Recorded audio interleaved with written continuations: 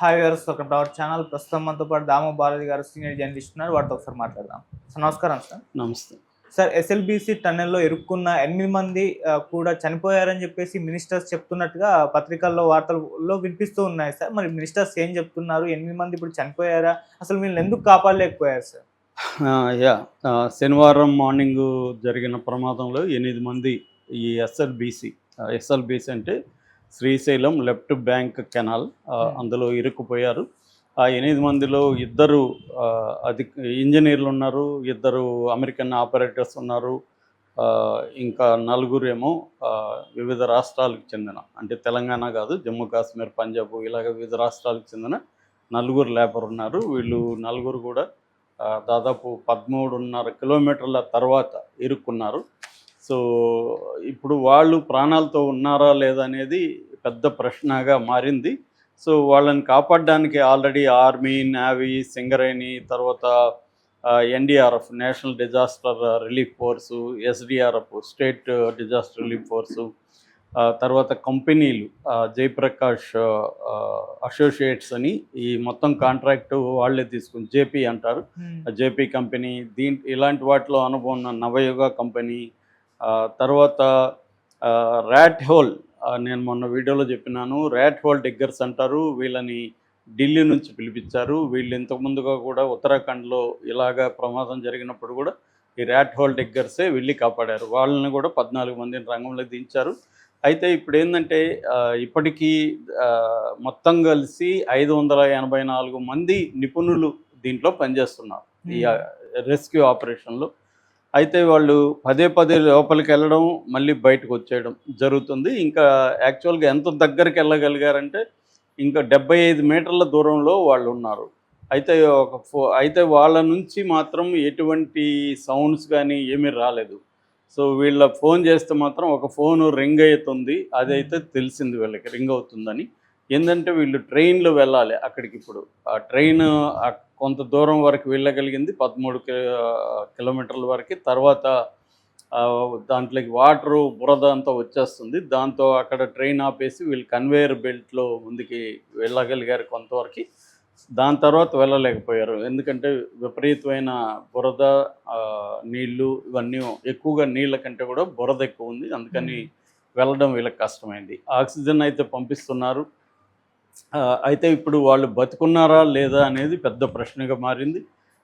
BBC కథనం ప్రకారం ఆయన మినిస్టర్లు ఉత్తమ్ కుమార్ రెడ్డి చెప్పారు, వాళ్ళు బతుకుండే అవకాశం లేదని ఇంజనీర్లు తనకు చెప్పారని ఆయన చెప్పారు. అలాగే జూపల్లి కూడా వాళ్ళు బతికి ఉండే ఛాన్స్ లేదు, మోస్ట్లీ వాళ్ళు చనిపోయి ఉంటారు అన్నారని పత్రికలు రాస్తున్నాయి. సో అందరూ కూడా ఇప్పటివరకు కానీ ప్రయత్నాలు అయితే చేస్తున్నారు. బతుకున్నారా లేదా అనేది కూడా తెలుసుకోవాలి. ఒకవేళ చనిపోయింటే వాళ్ళ డెడ్ బాడీస్ని కూడా తీసుకురావాలి. కాబట్టి ఆపరేషన్ అయితే ఆపట్లేదు. ఇప్పుడు స్నైపర్ డాగ్ని కూడా కొంత ఉపయోగించారు. స్నైపర్ డాగ్స్ కొద్దిగా ముందుకెళ్ళి ఆ బురద నీళ్ళు ఉండేసరికి స్నైపర్ డాగ్స్ కూడా వెనక్కి వచ్చేసాయి. సో ఇప్పుడు ఏంటంటే ఆ బురదని, మురికిని తీయడానికి కూడా డీవాటరింగ్ అంటున్నారు, అది చేస్తున్నారు. డీవాటరింగ్ అండ్ డీసిల్టింగ్ అంటారు. ఈ 2 పనులు అయితే చేస్తున్నారు. ఓవరాల్గా ఈ క్రమంలో అసలు ఈ టన్నెల్ అవసరమా, ఈ టన్నెల్ ఎందుకు ఒప్పుకున్నారు, ఈ చర్చ కూడా బయటకు వచ్చింది. ఎందుకంటే కేసీఆర్ వీడియో ఒకటి 2018లో ఆయన ఒక సమావేశం మాట్లాడితే ఇది ఒక దిక్కుమాలిన సొరంగం, దీన్ని ఎన్టీ రామారావు తీసుకొచ్చాడు. దాని తర్వాత కాంగ్రెస్ వాళ్ళు జానారెడ్డి, ఉత్తమ్ కుమార్ రెడ్డి వీళ్ళు ఒప్పుకున్నారు, ఇది ప్రపంచంలోనే అతిపెద్దది, ఇది ముందుకెళ్ళదు వెనక్కెళ్ళదు, అలా నడుస్తుందని ఆయన 2018లోనే దాని మీద నెగిటివ్గా మాట్లాడాడు. యాక్చువల్గా ఇప్పుడు చాలా వివరాలు బయటకు వచ్చాయి. అసలు ఇది ఎవరు ఓపెన్ చేశారు, ఎవరి హయాంలో జరిగింది, దీని వివరాలు ఏంటి, అసలు డ్రిల్లింగ్ ఎలా చేస్తారు, ఇది అవసరమా లేదా అన్న చర్చ ఇప్పుడు బలంగా జరిగింది. యాక్చువల్గా ఇది వైఎస్ రాజశేఖర రెడ్డి 2005లో దీన్ని ప్రారంభించారు యాక్చువల్గా.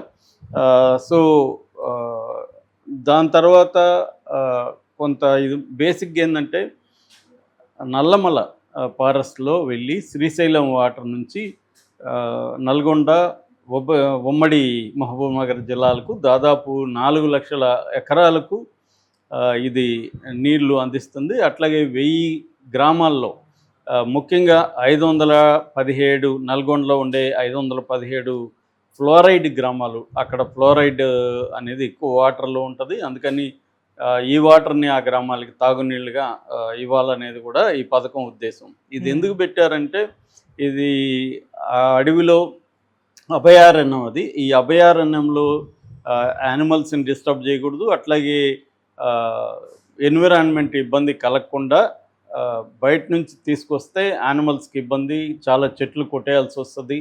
అందుకని కలగకుండా వీళ్ళు సొరంగం తవ్వాలనేది ప్లాను. ఇది మొత్తం దాదాపు 44 కిలోమీటర్ల పొడవైన సొరంగం. ఇది ప్రపంచంలోనే అతి పెద్దది. సో ఈ సొరంగం తవ్వడానికి ఈ జయప్రకాష్ అసోసియేట్స్కి కాంట్రాక్ట్ ఇచ్చారు కాంగ్రెస్ ప్రభుత్వం. ఇస్తే వాళ్ళు ఏం చేశారంటే ఈ ప్రపంచవ్యాప్తంగా ఇలాంటి సొరంగాలు తవ్వడంలో ఎక్స్పర్ట్ అయిన రాబిన్స్ అనే ఒక అమెరికన్ కంపెనీకి వీళ్ళు ఇచ్చారు.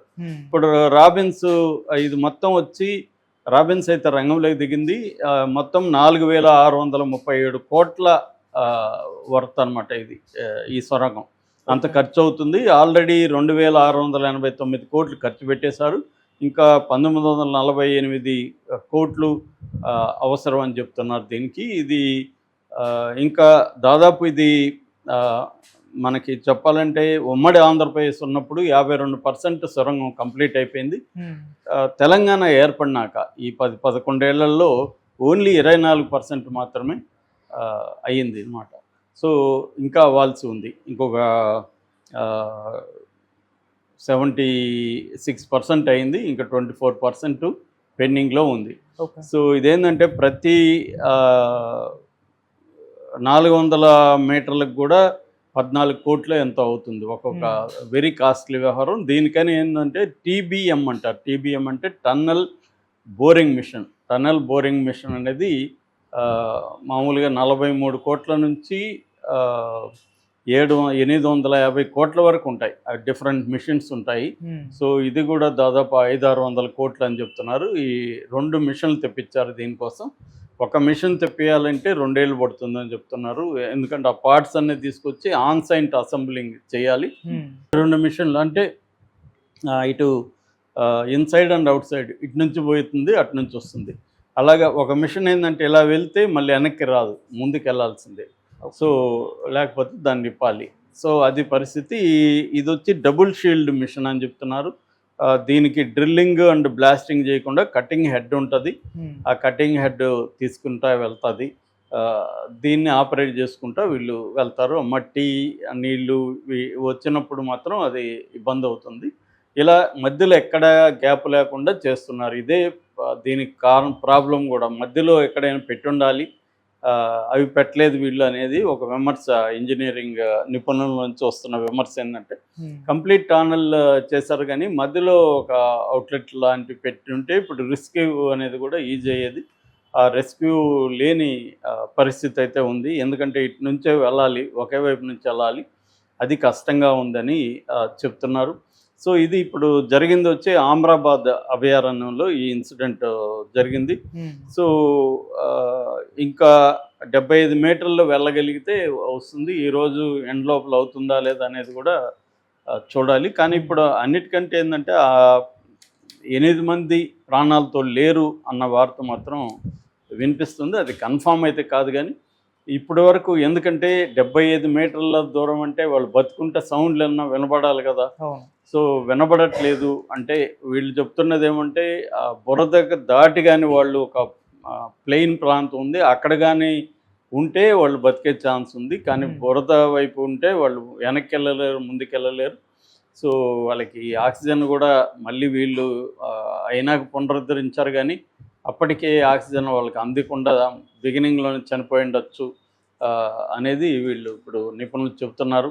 ఇది ఒక దురదృష్టకరమైన సంఘటనగా చెప్పుకోవచ్చు. ఇది ఆపేసినాక మళ్ళీ కాంగ్రెస్ ప్రభుత్వం, ఎందుకంటే బీఆర్ఎస్లో ఆపేశారు దీన్ని, మళ్ళీ కాంగ్రెస్ ప్రభుత్వం వచ్చి దీన్ని పునరుద్ధరించింది.